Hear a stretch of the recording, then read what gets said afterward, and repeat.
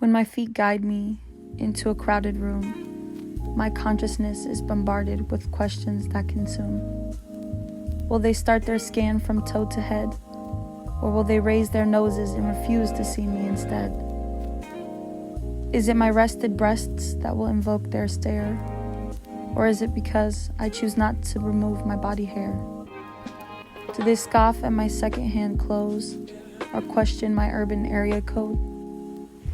Will my body be the only ticket I get to pass through doors, shake hands, see my freedoms, win the battle of social war? Shall my age be the marker of my wisdom and wrath? Do they expect me to shed my feminine power as I evolve through life's path? Is the jury made up of male gaze when my womanhood is put on trial? Must I be tamed into aging gracefully as if I should not dare to grow wild? Will their lungs fill with hot air from the heat they scorn my name? Can I learn to breathe underwater to adapt to the drowning waves of shame? Will I wield my whiteness in a manner that is just, when the seas part once more and swallow all that the white man has burned to dust? May I melt my intentions into movement and swim upstream amongst the pull of the truth's tide? Can I change the current of oceans worldwide? May the weight of the man be ever resting on my shoulders.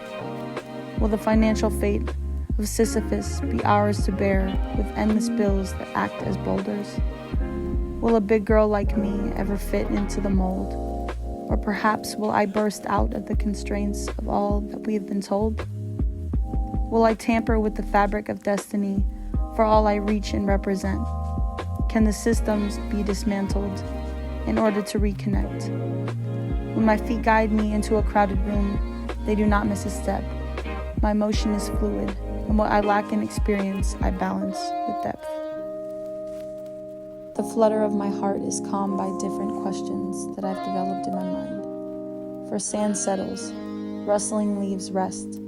The moon rises and sets, not with the answer to the question, who am I, but rather, what will I leave behind?